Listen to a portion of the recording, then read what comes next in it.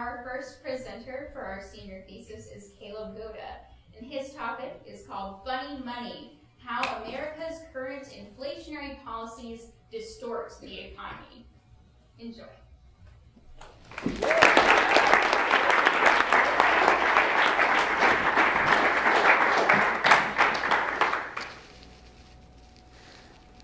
Funny money, how America's current inflationary policies distort the economy. My dad gave me $1 bill because I'm his smartest son, and I swapped it for 2 shiny quarters because 2 is more than 1. And then I took the quarters and traded them to Lou for 3 dimes. I guess he doesn't know that 3 is more than 2. Just then along came old blind Bates, and just because he can't see, he gave me 4 nickels for my 3 dimes, and 4 is more than 3. And I took the nickels to Hiram Coombs down at the seed feed store, and the fool gave me 5 pennies for them, and 5 is more than 4. And then I went and showed my dad, and he got red in the cheeks, and closed his eyes, and shook his head, too proud of me to speak. This poem was written by Shel Silverstein on a whim purely for his own enjoyment. But what if I told you this was happening today in our society? What if, instead of voluntarily trading yesterday's dollar for tomorrow's 2 quarters, it was swapped against your will? What if there's an unnoticed tax that devastates in a random manner? What if I could sum it up in one word: inflation? While the ridiculous deals in the poem seem ludicrous, similar deals currently happen in America. The only reason there is no outcry is because the loss of monetary value over time. The loss of monetary value happens over time. Inflation is ignored, but there's a deep-seated reliance on inflation's effects. Inflation is economic fire. It can burn, devastate, and destroy economies. It can lower standards of living, put people out of business, erode retirement funds, and distort the entire price system. Yet in the early 1960s, policymakers resolved to put the flame to use. Stephen Cunningham wrote this in an article for the American Institute of Economic Research, summing up the current policy towards inflation. What is inflation? There are many different definitions. The most common is the Consumer Price Index, which measures the price of common products bought by consumers.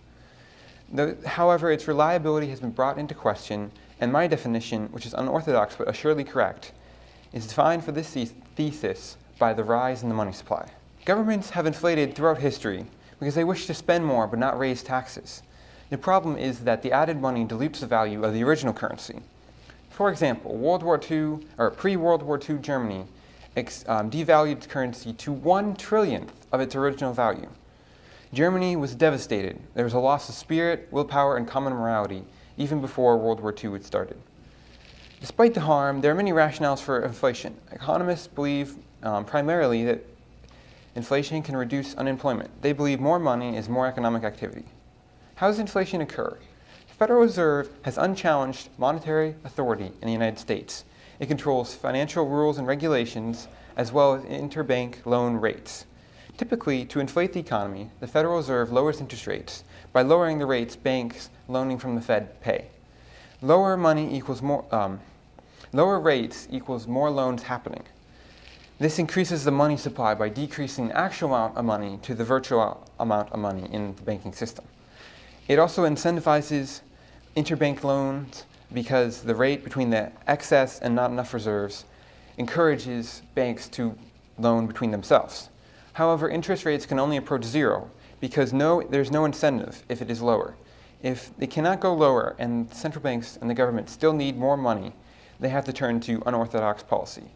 This is the situation now. The Federal Reserve uses quantitative easing with hope for stimulating employment. Quantitative easing increases the money in the banking supply. It purchases bonds from banks using newly printed money. However, in the past few months, several renowned economists, including Federal Reserve Bank heads, have questioned the harmful side effects of inflation caused by this monetary policy. The U.S. government has pursued consistent inflationary policies and must cease now. Inflation has decreased the value of saving and therefore discouraged the practice of saving. The lack of saving negatively affects individuals and helps promote deficit spending. Finally, the dollar is no longer unchallenged as the global currency, undermining America's authority. Taken separately, each is a disaster lurking in the shadows, but happening all at once, they are America's most deep-seated moral crisis since the Civil War. The most personal effect of inflation is its harsh effect on savings. Savings are most often in fixed amounts and not relative to the rate of inflation. So the 96% drop in the value of the dollar since 1913 has vastly decreased the saving practice. Inflation is also harsh tax because savings don't rise like wages. This hurts fixed income, anyone living on a fixed income, as well as senior citizens, and decreases the dignity of their quality of living. Interest rates not keeping pace with savings cause savings accumulated over a lifetime to disappear. Savers in other demographics other than senior citizens are taxed twice, via income tax and the mostly subtle tax of inflation. Keynes, the author of Current Economic Policy, said concerning inflation, by a continuing process of inflation, governments can confiscate secretly and unobserved an important part of the wealth of their citizens. This is an unfair and arbitrary double tax on savings, leading to a culture of spendthrifts. This is shown clearly by Federal Reserve statistics that show savings going from 7% of disposable income sharply downward. This is a serious issue because saving is the basis of capitalism, in that savings provide investment, the capital of capitalism. Also, the practice of saving is an important part of the vanishing American cultural assumption, in which people save both for rainy days and retirement. Secondly, this lack of saving has caused deficit spending to increase rapidly. The definition of deficit spending is where the government spends more than it's currently taking in revenue. This dramatic increase in deficit spending has been caused both directly by inflation and also indirectly by the effects of inflation. It is indirectly related to my first point in that lack of savings have caused coercive savings through Social Security. These programs are a substitute for personal saving, which is no more because of inflation. These programs are the largest addition to our deficit, going from 4% to 9% of the GDP in the next few years. This is a very important issue that has drastically changed the culture and monetary habits of Americans. This has caused both an individual and governmental change of attitude towards debt and saving, causing a subtle, dramatic change in the U.S. government's budget and erasing distaste towards debt. The direct effect of inflation on deficit spending is simple. Inflation makes deficit spending cheaper. Representative Jim Jordan pointed this out clearly in a letter to the Federal Reserve. He said, by maintaining low interest rates, the Federal Reserve has distorted the real cost of national debt, effectively incentivizing the U.S. government to borrow and overspend. The cost of borrowing has been reduced because of lowered interest rates put out by the Fed. This means that on our loans, we are paying back less value over time. This is a win-win situation for the Federal Reserve because it keeps politicians off their backs. They maintain their independence, and they fulfill their goal of stimulating the economy and increasing employment. The downside is their actions are not neutral, but support liberal policies of enlarged spending. Deficit spending needs more deficit spending to fund itself, causing a negative or positive feedback loop. Government ensures that the cost stays down for borrowing because they cannot afford to pay back their loan if the cost of borrowing increases. Thus, they lower interest rates and inflate using diversive and creative excuses. Thirdly, inflation has destabilized America's treasured status as a reserve currency. This has gone from a great to dubious status for several specific reasons.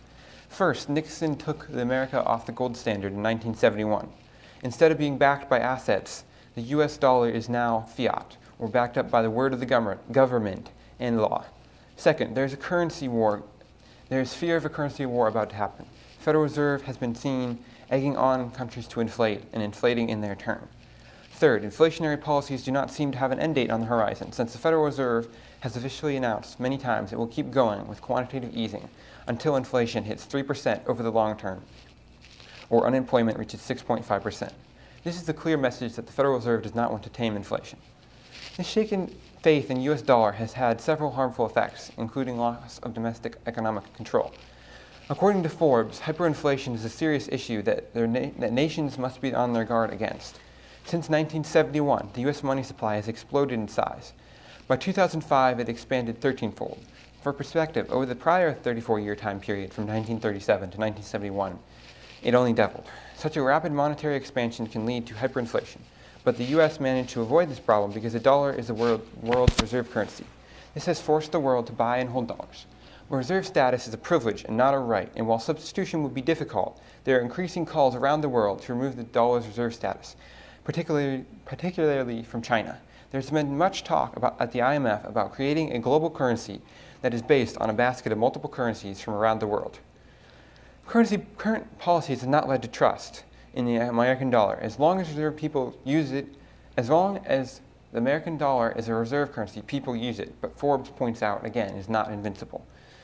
If the world were to lose faith in the US dollar, we'd lose reserve currency status, which would be catastrophic for the dollar, which could lose up to 70% of its value per Peter Schiff of Euro-Pacific Capital. Foreigners would rush to offload dollars, convert to another currency, or drive up the price of US goods as they sought to buy something of real value with the dollars they had left. This would be catastrophic for America and any users of the dollar. According to Forbes, inflation is a national security issue. This is true because inflation can cause a tumble that destabilizes America in multiple ways and can cause a dramatic loss of influence. America must stop inflation if it wants citizens that work hard, a government that is fiscally responsible, and continuing influence in world affairs. Many people and many economists support inflation. Inflation helps, they say, in several ways, increasing exports and encouraging spending instead of saving. In other words, stimulating purchases. This is inherently caused by the devaluing of money. Higher employment is good, but the means are not ultimately beneficial. Increasing exports with devaluing is detrimental because other countries wish to benefit from devaluing their currency. This is the currency war where countries fight to devalue their currency more than all the other nations. This can decrease international trade because exchange rates between currencies are not certain, and massive import tax hikes can occur, and this can cause a vicious cycle as world trade plummets and more import tax hikes are put into place. Also, is spending more viewed as a good? It's a reckless spending is what got us into our current situation. Do we want more of the same? Deficit spending is viewed as necessary often. A need for war, that America needs to fund war and it cannot afford it with its current revenue. This may or may not be true, but the current deficit is coming from other than wartime spending. This is vastly increased by inflation making it cheaper. What we should do is we should use deficit spending sparingly and not funded by the Federal Reserve. Deflation is a catastrophe that is waiting to happen, according to economists of the day. Definition of deflation is drop in the rise of prices over time. This is interpreted as a weak economy. However, after America's Civil War, there was a long period of deflation with economic growth. In fact, many economists support inflation not because of its positive effects, but because they strongly wish to avoid deflation. Connecting deflation to economic stagnation confuses a symptom for a disease. Also, inflation is fiercely defended as a government way to afford current levels of spending. While these concerns are legitimate and the means are not helpful. The means do not help. Inflation must be stopped. Inflation has been encouraged even with its abrasive effects. So I would like to read you a passage from Perlis Buck, who visited Germany in 1923. The cities were still there, the houses not yet bombed and in ruins, but the victims were millions of people. They had lost their fortunes, their savings. They were dazed and inflation shocked and did not understand how it happened to them and who was the foe who had defeated them.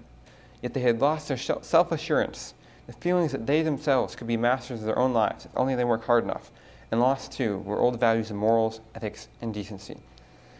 Inflation is a severe issue as it has killed thriftiness in America and has dropped America's influence in an international sphere as well. While the consequences can be stopped, it is harder to get rid of the mindset, and we must stop the false economic assumptions. We must change our attitude towards money if we wish to employ it in the best way and not squander it like the boy in the poem. Thank you.